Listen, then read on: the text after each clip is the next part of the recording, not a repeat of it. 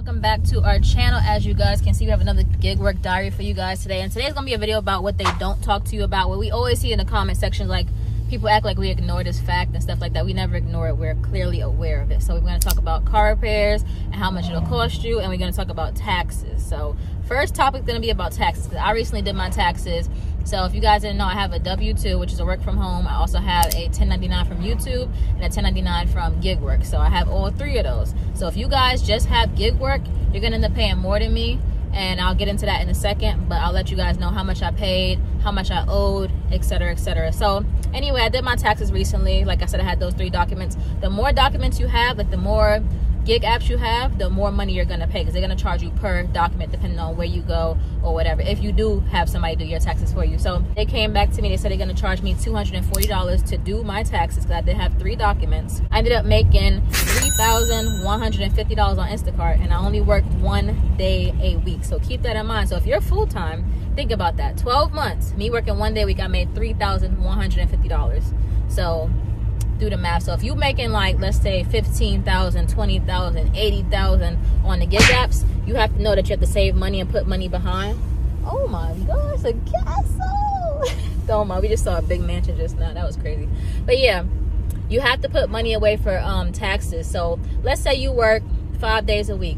If you could at least put $10 or $20 away per day, per week, you'll be good. And you'll have that money to the side, because you don't want to sit here, make all this money in gig work, and then when tax time comes, you stressed out because you owed. Yes, they'll give you a payment plan and stuff like that, but you don't want to play with the IRS and these taxes and the gig work and stuff like that. So you got to be making sure that you do your taxes and put money aside. Same with YouTube. When we do YouTube, we have to make sure, was to owe money, we have to have money aside to pay for that, plus the tax preparation. So anyway, I paid $240 for them to do my taxes. Last year, I think I had 4 documents. So they charged me $390. It just depends on where you're going. I went to this one guy. He wanted to charge me $600 to do my taxes. I had gave him my stuff at first, but I kept thinking about it. I was like, it's no way. It's no way that I'm going to pay $600 for these taxes. And I don't even make that much money. Like, it's no possible way. So I went back to him. I took my tax stuff back, and I was like, no, I can't pay that. That's too crazy. The thing too, you got to watch out for is auditing. So you have to make sure you go to the right people. If they're cooking the books at these tax places, you're going to get audited. I don't care how good you did your stuff, because it happened to me before, my people. So I had this guy that did my taxes for about, I would probably say like 8 years. And I even brought my family there and everything like that. He knew me by name. He knew me by my voice and stuff on the phone and everything. And they ended up cooking the books on me and tried to blame it on me. I got a hearing with the state, and it was like, oh no, we're still gonna put it on you. You still gotta pay the money that you got audited and stuff. Like, how? It's their fault. They're cooking the books. So I called them at the tax place, and I was like, hey, I got audited. They said, okay, I'll call you back. We'll help you out. Never heard from them ever again. Didn't answer the phone for me. None of that. So when you ordered it, you on your own. They don't care about you. Even though I gave them my business for 6 to 8 years, brought my family there, gave them referrals, everything. They didn't care. They just cooked the books on me like that. That was, I couldn't believe it, so I stopped using them. So anyway, I had moved here, and last year I did I did mine at the last minute, because I could not find nobody to do my taxes that was under $600. Even in his area, I called around for him. They wanted him to pay $1,400 to do taxes. Like, I was like, I never heard of taxes being this much money before. I used to pay $175 flat. Not no $640, not no $1,400, not no $240. $175 flat, and they would take it out of my refund. So anyway, with the taxes, like I said, that's how much I made. I did not end up owing anything, because things canceled out, because I do have a W-2 and I do have the 1099 from YouTube. So if you guys just have the gig work, you're not going to cancel anything out. So you got to keep that in mind. If you have a Spark document, Instacart document, Ship document, Uber Eats document, you have 7 different documents, you're going to be owing money. So make sure that you know in the future, when it's tax time, that you have that money saved up. I don't care if it's $300 you have on the side, $700, just make sure you save some money, because the taxes will get you. And I don't know if people talk about taxes and how much they owed, but I ended up owing nothing, just because everything canceled out for me. Ended up getting a refund from the state as well, just because I have a W-2 also. But like I said, with gig work, you're not getting no money back. You're gonna owe money if you made a lot of money, have a lot of documents. So that's pretty much it for the taxes. Ask me down below. And the question is, do you guys do your own taxes, or do you have somebody do it? And another thing is, how much did you ever owe? Like, what's the biggest amount you ever owed doing gig work, and you had to pay back the government, obviously, for gig work? Because I want to know, like, what's the highest? Because some people's like, they did taxes and they wanted to end up quitting gig work because it was so much taxes that they had to pay back, basically. So let us know down below, what was the biggest you ever owed while doing gig work. Now we gotta talk about car repairs, because everybody would say, oh, you know, you're driving your car into the ground, car repairs, how you gonna fix your car, etc., etc. They always saying that. They said it throughout the year. So he recently had to do about 3 car repairs. Yeah, 3 things. Yeah, so he's gonna tell you all about that and how much he paid and what he had to do and what he still had to do. So let him know. I told y'all before that my car, I bought this car specifically to do this job, this gig work. I knew that getting this car, it wasn't gonna be a lot to fix. It's a Honda Accord, it's the basic model. It's a 4-cylinder. It's good on gas and easy to, the car repairs is cheap. So I had an oil leak. My check engine light came on because my intake hose for the throttle body was cracked. And then I had to get an oil change. So basically with the parts, it was like $200 and he charged me $150 for the labor. So $350 altogether, not bad.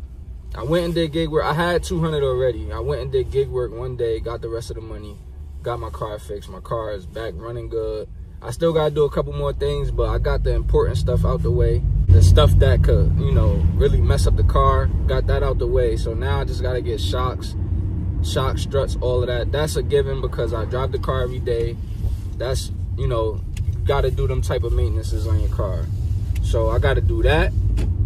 I gotta get a wheel alignment. I gotta get a wheel. That ain't none. Wheel alignment, mount, shocks, wheel alignment, tires, and my window. My window, it be coming off track sometimes.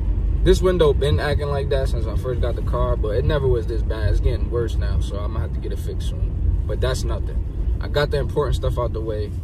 So as long as you keep up with your car though, like, you'll be all right. A normal car though, like probably like something else, like a Chevy or an old Ford, or, you know, stuff like that. Them little problems I had would have cost way more money because the parts, like the labor, and then I pick a car where it's easy to get to stuff. Because some cars like Volvos, to get to the alternator, you got to drop the engine. So you want to pick a good car, something like a Honda or a Toyota, because it's easy to get to the parts. Like, that be the cost right there. Labor. Some cars, you gotta take off all this extra stuff to get to certain things to fix it. So that's why it be costing so much money. My car is a Honda. Like, oh, dang, I ain't see that. He done broke the pasta sauce back there. Damn, those freaking speed bumps be blending in with the street. Anyway, see, that's why I need shocks. Yeah. Stuff like that. Like, you wanna get a car. If you're gonna do gig work, you know you're gonna be driving your car every day. Number one, you gotta drive easy. You gotta take it easy in your car. You gotta be gentle with your car. You can't be pressing on the gas, taking off mad fast, jamming on your brakes. You know what I'm saying? Oh, look at that. What? Oh, wow, I ain't getting out the car. Alaskan Husky, let me show you guys. Not getting out the car. All right, we're back. So like I was saying, you gotta take it easy on your car. You don't want to drive your car too hard, jamming on the brakes, pressing on the gas hard. Like, you don't want to do all that, because that eventually will mess up your car. So altogether, totally, stuff that I had to get done, well, the major things was the shocks and the 3 things I said. It came up to like 9 something, because I need shocks and struts. I need the complete shock, struts, springs, all of that for the front too. And I'm gonna do all 4, so I didn't get that done yet, but it came up to like 9 something for everything. So, and that's not too bad, because if you guys work gig work every day, you can at least make $800 a week, $1,000. Depends on what you're doing and stuff like that. So you'd be able to have that repair done in a week if you could just, you know, put some stuff on the back burner or whatever, or just make sure you save money. That's the main thing. So yeah, let us know down below, like, what was your biggest repair ever and how much it cost when it comes to doing gig work in your car and stuff like that. And hopefully you guys got some information about taxes and how much car repairs cost. Like I said, we are not a stranger to knowing that he's gonna have to get his car repaired and stuff like that. He drives his car a lot. His car is at what, 152,000 miles, and he got this car almost brand new when he got it. So yeah, it's not like an old car. It's a Honda, like he said. It's gonna last a long time. So yeah, just keep all of that in mind and stuff like that when it comes to this gig work stuff. And don't be scared. People saying, oh no, you're going to ruin your car if you do gig work, etc., etc. Don't listen to them, because if they never did the gig work, they don't know what's going on and stuff like that. You got to repair your car anyway. Even if you drop, let's just say you had a job that was an hour away. You got to drop there every single day and stuff like that. You still got to repair your car. Still wear and tear on your car. You have to drive your car. You got your car to drive, not to have it sit home in the garage and stuff like that. That's why I try to tell people, like, I got this car to do gig work. I didn't get this car to just have it sitting looking pretty, so I take it easy on my car. Like, this car gonna last me a long time, and eventually I'm gonna get another car for me to drive, like on some regular stuff, and this is gonna be totally for work. My work car. I bought this car for that. I don't need to worry about wear and tear on my car. If you don't want to put no wear and tear in your car, don't do this type of work. No, just point blank period. Like, and I don't understand why people be so invested in what other people doing. Like, if I want to put wear and tear in my car and drive it into the ground, just let me do that. They always say, like, on the shorts, like, oh, you guys are not gonna make no money. You basically making $3 an hour because you are, you know, riding the car into the ground and the gas and this and that and blah blah. Dude, I work every day, mostly every day. For months, I've been doing this. How many times y'all hear me say I gotta fix my car? I just fixed my car. Them issues that I just had to do, I'm not gonna have to deal with them issues probably until a year from now or something like that. Probably never have to deal with them issues again. Because when I got the car, you know, it had 33,000 miles on it, but I don't know what the person before me did to it, like what repairs they did or anything like that. So it was due. I got from 33 to 152. The only thing I really fixed on my car, shocks, brakes. Yeah. I never did the shocks yet. I did the rotors, the brakes. Because the rotors and brakes, your rotors will last long if you get the brake pads done on a regular. But me, I be waiting until I hear it grinding. Once it grinds, then I'm not so, you know, I don't do that on purpose, but I just be in the mix. I don't be wanting to take off, and when I do take off, it don't be planned. So I can't just go to the mechanic shop because he be busy. Like, I gotta, you know, tell him in advance so he could tell me when to come, when he, you know what I'm saying? So it be like that, the time. So once it start grinding, then I know, oh yeah, then I gotta get my junk fixed. So you don't really have, your rotors really ain't gonna go. Your brake pad is gonna go the most on your car. So you keep doing that. Make sure you got oil and all your fluids is right. Antifreeze, all that. You ain't never gonna have no worries with no Honda. This lasts forever. Toyotas, you gonna be good. But I don't fix my car every day. Like, so I don't know what people talking about. $3 an hour, that's crazy. Like, where they do that at? Like, they not even paying that in regular jobs. If that's the case, I would have never left my regular job to come make $3 an hour. People don't make sense, bro. Like, if I left my 9 to 5, dude, this is my, like, almost coming up 6 years of doing gig work. And I've been paying my bills. So how you figure I'm making $3 an hour?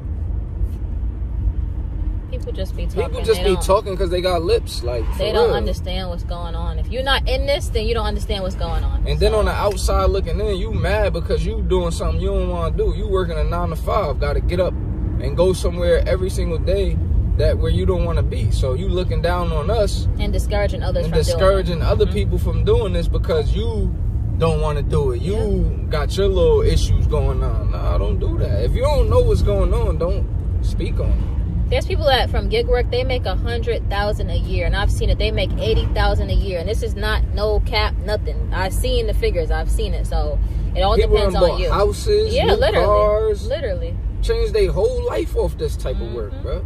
And it's all on you. Yeah. It's what you work as much as you want, or if you lazy, then you're not gonna make the money you need to make. But you need the grind. This is the grind. It's the hustle. At the end of the day, so you make as much money you want. So that's how it goes. So pretty much that's our video, and we'll see you guys next time.